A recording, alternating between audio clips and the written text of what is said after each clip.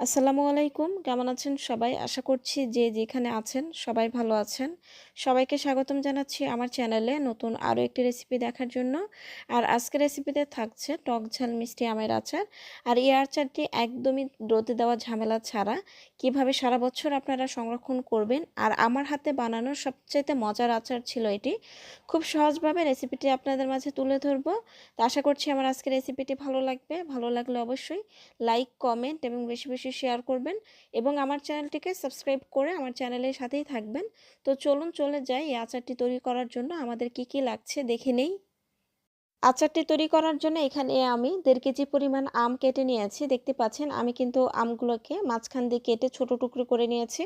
আপনারা চাইলে কিন্তু বড় বড় রাখতে পারবেন। আর আমের যে খোসাটা আছে সেটা কিন্তু ফেলে দিয়েছি এবং হালকা কিন্তু সবুজ অংশ আমি রাখার চেষ্টা করেছি। আমগুলো কেটে নেওয়ার পর কিন্তু আমি ধুয়ে তারপরে আধা ঘন্টার জন্য পানিটা ঝরিয়ে নিয়েছি। অবশ্যই কিন্তু পানিটা ঝরিয়ে নিতে হবে। কোনোভাবে যেন আমের গায়ে পানি না থাকে। প্রথমে আমি মসলা রেডি করে নিব। এখানে আমি ১ চা চামচ নিয়েছি পাঁচফোড়ন, নিয়েছি আমি আস্ত ধনিয়া ১ চা চামচ, কাঁচা জিরা নিয়েছি ১ চা চামচ, নিয়েছি আমি মৌরি ১ চা চামচ, আর নিয়েছি আমি ৫ টি শুকনো মরিচ। সবগুলো উপকরণ আমি ভেজে তারপরে আমি গুঁড়ো করে নিব। আর এগুলোকে কিন্তু অনেক বেশি ভাজা যাবে না। হালকা ভেজে তারপরে গুঁড়ো করে নিতে হবে। তো আমি কিন্তু এর মধ্যে ভেজে নিয়েছি। আমি ভাজাটা দেখাইনি কারণ ভিডিওটা লম্বা হয়ে যাবে এজন্য। আচারটি তৈরি করার জন্য সরাসরি চুলায় চলে আসলাম। এখানে আমি ১ কাপ পরিমাণ সরিষা তেল নিয়েছি। আর অবশ্যই কিন্তু এখানে সরিষা তেলটা দিতে হবে। তারপর এখানে দিয়ে দিচ্ছি আমি ১ টেবিল চামচ পরিমাণ রসুন বাটা। আর রসুনটাকে কিন্তু আমি আর্ধেক গুঁড়ো করে নিয়েছি। পুরোপুরি কিন্তু ব্লেন্ড করিনি বা গুঁড়ো করিনি। তো এখন এই রসুনটাকে আমি ১ মিনিটের মতো প্রথমে ভেজে নেব তেলের সঙ্গে। আর রসুন দেওয়ার পর কিন্তু এভাবে ফুলে উঠবে। ভাজা হয়ে গেলে এখানে দিয়ে দিচ্ছি আমি সরিষা বাটা ১ টেবিল চামচ পরিমাণ। আমি এখানে সাদা সরিষাটা নিয়েছি। আপনারা চাইলে কিন্তু এখানে কালোটাও নিতে পারবেন। তবে যদি কালোটা নেন সেক্ষেত্রে কিন্তু পরিমাণে একটু কম দিবেন। সরিষাটাকে আমি ১ মিনিটের মতো ভেজে নিয়েছি। ভাজার পরে আমি এখানে দিয়ে দিচ্ছি পাঁচফোড়ন। ১ চা চামচ পরিমাণ আমি পাঁচফোড়ন দিয়ে দিলাম। দেওয়ার পরে আমি আবারও কিন্তু ৩০ সেকেন্ডের মতো ভেজে নেব। তো ভাজা হয়ে গেলে এখানে আমি দিয়ে দিব আম। আর আমের গায়ে যেন কোনোভাবে পানি না থাকে এটা কিন্তু আপনারা একটু ফলো রাখবেন। আর আমটাকে কিন্তু কেটে আধা ঘন্টার জন্য পানিটা ঝরিয়ে নেবেন। তো আমগুলো দেওয়ার পরে আমি নেড়ে চেড়ে তারপরে এই তেলের সঙ্গে ভেজে নেব ২ থেকে ৩ মিনিট। এই সময় কিন্তু চুলার জালটা মিডিয়ামে রেখে তারপরে কিন্তু জাল করতে হবে, না হলে কিন্তু মশলাগুলো পুড়ে যাবে। আর কোনোভাবে যেন মশলা না পুড়ে, মশলা পুড়ে গেলে কিন্তু আচার থেকে বাজে একটা গন্ধ আসবে। তো মেশানো হয়ে গেলে এখানে আমি দিয়ে দিচ্ছি 1/2 চা চামচ পরিমাণ হলুদের গুঁড়া। তারপর এখানে দিয়ে দিচ্ছি আমি 1/2 চা চামচ পরিমাণ মরিচের গুঁড়া। আর এটা কিন্তু কালারের জন্য দিয়েছি।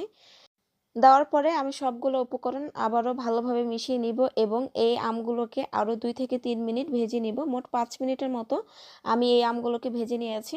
তো ভাজা যখন হয়ে গিয়েছে এখন কিন্তু এখানে দিয়ে দিচ্ছি আমি গুড়। আমি ২ কাপ পরিমাণ গুড় দিয়েছি। আমি যে পরিমাণ আম নিয়েছি এর জন্য কিন্তু ২ কাপ পরিমাণ গুড়েই হয়ে যাবে। আপনারা চাইলে কিন্তু এই আচারটি গুড় এবং চিনি দিয়ে কিন্তু করতে পারবেন। তবে আচারটি আমি গুড় দিয়ে তৈরি করব কারণ দেখতেও কিন্তু বেশ ভালো লাগে এবং খেতেও কিন্তু অনেক মজার। তো আমি ২ কাপ পরিমাণ এখানে গুড় দিয়ে তারপরে আমি উল্টিয়ে পাল্টিয়ে মিশিয়ে নিয়েছি। আস্তে আস্তে কিন্তু গুড়টা গলতে শুরু করবে। দেখতে পাচ্ছেন গুড়টা কিন্তু গলে গিয়েছে। এখন এখানে দিয়ে দিব আমি ভিনেগার। আমি ৩ টেবিল চামচ পরিমাণ ভিনেগার নিয়েছি। আর ভিনেগারের পরিমাপটা কিন্তু আপনারা ঠিক রাখবেন। আপনারা যদি ১ কেজি পরিমাণ আম নেন তাহলে ২ টেবিল চামচ পরিমাণ দেবেন। আর আমি যেহেতু ১.৫ কেজি পরিমাণ আম নিয়েছি সেজন্য কিন্তু এখানে ৩ টেবিল চামচ পরিমাণ নিয়েছি। ভিনেগারের পরিমাপটা কিন্তু আপনারা বেশি দিতে যাবেন না, তাহলে কিন্তু আচার থেকে ভিনেগারের গন্ধ আসবে এবং খেতেও কিন্তু ভালো লাগবে না। আর এই ভিনেগারটা কিন্তু এই আচারটিকে সংরক্ষণ করবে দীর্ঘদিন, ১ বছরের অধিক সংরক্ষণ করে তারপরে খেতে পারবেন। অবশ্যই কিন্তু ভিনেগারটা দেওয়ার চেষ্টা করবেন। অনেক আপুরাই কিন্তু বলে থাকেন যে লেবুর রস দেওয়া যাবে কিনা। এখানে কিন্তু কোনোভাবেই লেবুর রস কিন্তু দেওয়া যাবে না। তো দেখতে পাচ্ছেন আমগুলো কিন্তু আমার সেদ্ধ হয়ে গিয়েছে। আর আমগুলো যখন সেদ্ধ হয়ে যাবে তখনই কিন্তু এখানে ভাজা মশলা দিয়ে দিতে হবে। আমি যে প্রথমে যে মশলাগুলো দেখিয়েছিলাম সেই মশলাগুলো ভেজে তারপরে কিন্তু আধা ভাঙ্গা করে নিয়েছি। আর পুরো মশলাটাই কিন্তু আমি এখানে দিচ্ছি। আপনারা যদি আরও বেশি যদি আচার করেন সেক্ষেত্রে কিন্তু একটু মশলাটা বাড়িয়ে নেবেন এবং কম করলে কিন্তু কম করে নেবেন। আমি কিন্তু এখানে পুরো মশলাটাই কিন্তু দিয়ে দিয়েছি এবং আপনারা একটু ফলো করুন। আমি মশলাগুলো কিন্তু খুব বেশি গুঁড়ো করিনি, আধা ভাঙ্গা করে নিয়েছি। তো আমি এই আচারটিকে আরও ১০ মিনিট জাল করে নিয়েছি। এখানে মোট আমার ২০ মিনিটের মতো সময় লেগেছে জাল করতে। আর খুব বেশি কিন্তু নাড়াচাড়া করবেন না, তাহলে কিন্তু আমগুলো ভেঙে যাবে। এখন আমি দেখিয়ে দিচ্ছি আচারের ঘনত্বটা কেমন থাকবে। দেখতে পাচ্ছেন আমার আচারটা কিন্তু অনেকটা ঘন হয়ে গিয়েছে। গুড়গুলো কেমন হয়েছে দেখতেই পাচ্ছেন। এই অবস্থায় কিন্তু আমি নামিয়ে নিব। আর এই আচারটা ঠান্ডা হওয়ার পর কিন্তু আরও ঘন হয়ে যাবে।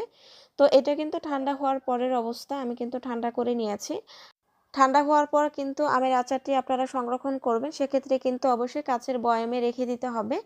আর আপনারা যদি ফ্রিজে রাখেন, নরমাল ফ্রিজে রাখলে এটা ১ বছরের বেশি সংরক্ষণ করে খেতে পারবেন।